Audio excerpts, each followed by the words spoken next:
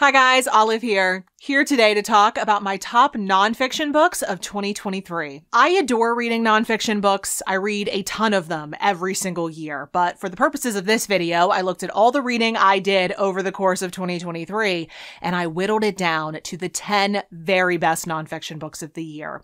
I've structured this video like a countdown, so I'm going to start off by talking about my 10th favorite, and I will work my way up to talking about my number one favorite nonfiction book of the entire year. And as always, I'll mention that these are books that I personally read in 2023. They weren't necessarily published this year. Number 10 on this list was a new release from this year, however. It's the newest book from Cy Montgomery, who is the author of The Soul of an Octopus. It's a very famous work of nonfiction, and it just so happens to be one of my very favorites.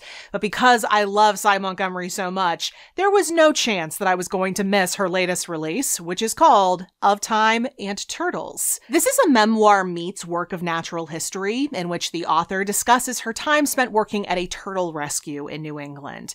She introduces us to a number of the different turtles, and she details the struggles that they face as individuals, but also as species in our modern world.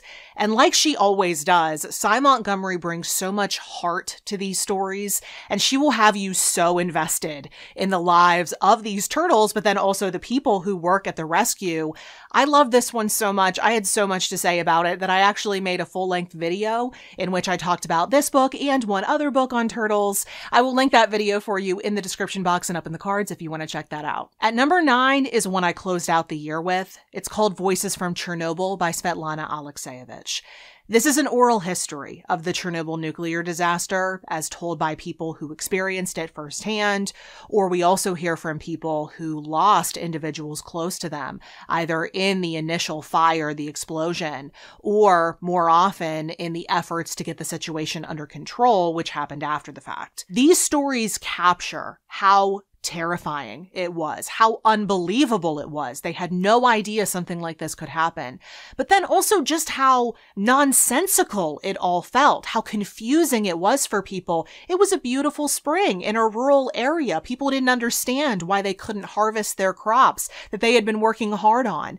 And that was because there was this invisible poison just invading, something that wouldn't fully make itself known until later on when people started getting sick and dying.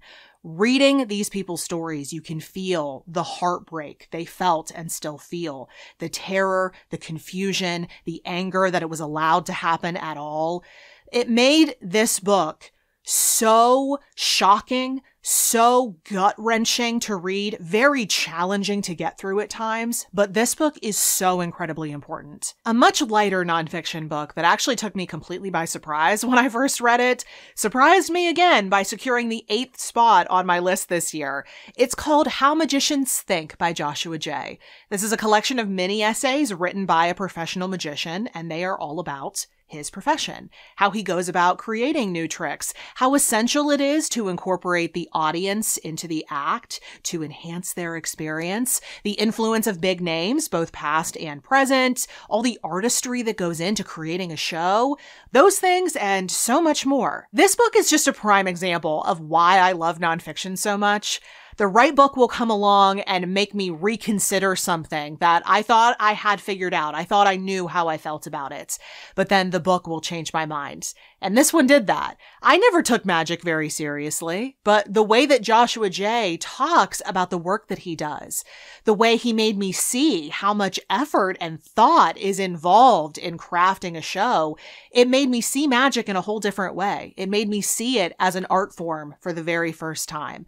It makes no sense to me that this book is as good as it is, but maybe that's another one of his sleights of hand. The 7th book on my list is called Buzz, Sting, Bite by Anne Sverdrup Thygesen, also called Extraordinary Insects in some places.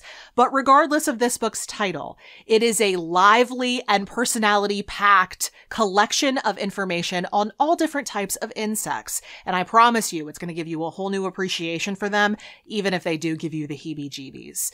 I talked about this one and one other book on bugs in a full-length review video I made. And if you want to hear more about this, check out that review. I'll link it for you in the description box below and up in the cards. 2023 turned out out to be a year of fantastic surprises in my reading life, and number 6 on my list was another one of those. It's called Along Came a Llama by Ruth Jeanette Ruck, an absolutely delightful little memoir about how a family adopted a llama to live on their Welsh farm back in the 1970s.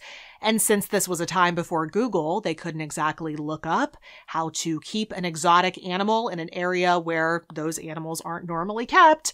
So they had to scrounge up any information they could on llamas, and they also had to learn from experience. And their llama was a very patient and frankly very regal teacher. She may have started off as an adorable enigma, but she quickly evolved into a full-blown member of the family.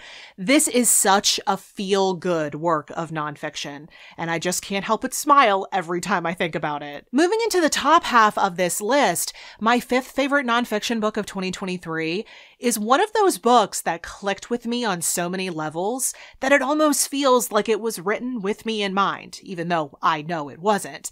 It's called How to Tame a Fox and Build a Dog by Lee Allen Dugatkin and Ludmila Trut. This is a history of a genetic experiment that was begun in Soviet-era Siberia. It attempted to domesticate foxes on fox fur farms. The tamest seeming foxes on these farms were bred together, and over the generations, the foxes didn't just start getting friendlier.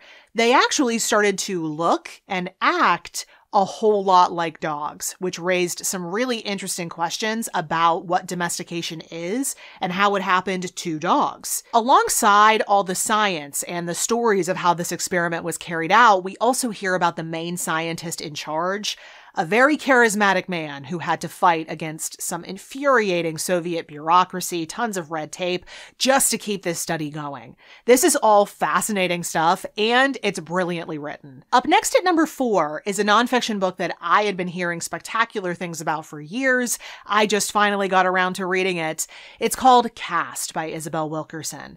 This is a book that looks at caste systems throughout history. So for instance, India and Nazi Germany. She compares caste systems like those to the invisible yet highly influential one that she argues runs deep within American society. This book is written in a very straightforward, very matter-of-fact, and frankly very calm way that just invites you to consider her points. I'm an American citizen, and this book opened my eyes to things that are built within the fabric of my own society that I had been missing. This is just a very eye-opening book. It has made me move through the world in a new way. Ranking at number 3 is a book that, when I picked it up, I didn't imagine it would end up on this list at all, let alone this high up on the list. It's The Penguin Lessons by Tom Michel. Kind of like Along Came a Llama, this is another story of a human-animal friendship back in the 1970s. This author had accepted a job as a teacher in South America, but on his way to his post, he rescued a Magellanic penguin that he tried to return to the wild, but it refused to leave his side. And so began a beautiful friendship between this author and the penguin, which he talks all about in this book, alongside some political happenings that had an impact on his time there. This book, it'll make you laugh. It'll tug on your heartstrings. It'll make you feel like you know this little penguin personally. This is another one that I reviewed here on the channel. If you want to know more about this, I'll link that video for you below and up in the cards. We're getting to the best of the best here. My second favorite nonfiction book of 2023 is another one I put off reading for far too long, but because the movie was coming out this year, I decided to finally read Killers of the Flower Moon by David Grann. This is the history of a series of murders that happened in Oklahoma back in the 1920s. At the center of it all were the Osage people. These were Native American people who had been pushed off their native lands to this land in Oklahoma that was thought to be worthless. Except it wasn't worthless because oil was discovered on that land and the Osage got very wealthy very quickly.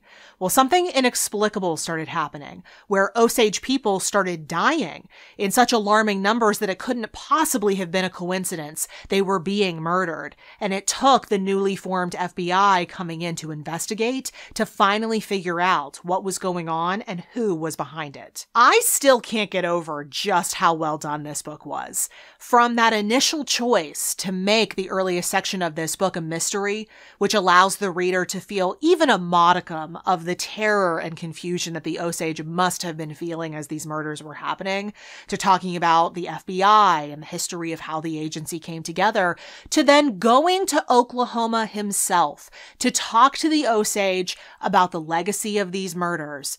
This is just a tremendous book that is simultaneously jaw-dropping, infuriating, and informative. I was not as big of a fan of the movie, to say the very least, but if it gets more people to read the book, and I absolutely recommend and sort of insist that you read the book before going to see the movie, then I'm glad they made it. But my absolute favorite nonfiction book of 2023 is none other than An Immense World by Ed Yong, a science book that is about what we currently know about how animals perceive the world through their senses, and many of their capabilities are ones that humans do not possess. To say this book is mind-blowing would be a massive understatement. The author goes topic by topic, sense by sense, and he talks about what different creatures can pick up on, how they use their senses to survive, to hunt, to move around in the world. And as you start to hear about what all these animals can do and see and perceive, you start to realize just how limited our world is as humans. It turns out we don't need to be so interested about alien life on other planets. We've got plenty of it right here on Earth. The information presented to you within this book will knock your socks off, and it's written in such a fun and engaging way that I don't just consider it accessible to everyone. I would call this one a bona fide page turner. This is one that I want everyone to read. I recommend it to everyone, especially if you love animals. This is a book that will expand your mind, and you're going to have a great time while your horizons are being broadened. This is everything a good piece of nonfiction should be. So those were the 10 best nonfiction books that I read in 2023. It was a pretty great nonfiction reading year for me, so you know that these 10 really had to be the best of the best to make it to the top of the pack. Of course, it probably goes without saying, but I recommend all of these, and if you want to check them out yourself, I've listed and linked all of them for you in the description box below. And if you want to hear about more of my nonfiction favorites, if you're new around here, or if you want to go back and refresh your memory, I've actually created a playlist of all of my nonfiction favorites of prior years, dating all the way back to 2015. If you want to check that out, I will link that playlist for you in the description box and up in the cards. And at the bottom of the exact same description box, you'll also see links to everywhere you can find me around the internets. My Goodreads, Instagram, the Story Graph, all the places I'm the most active, in case you want to keep up with what I'm reading and doing right now. Thank you so much for watching. I hope you're having a wonderful day. I'll see you in the next video. Bye.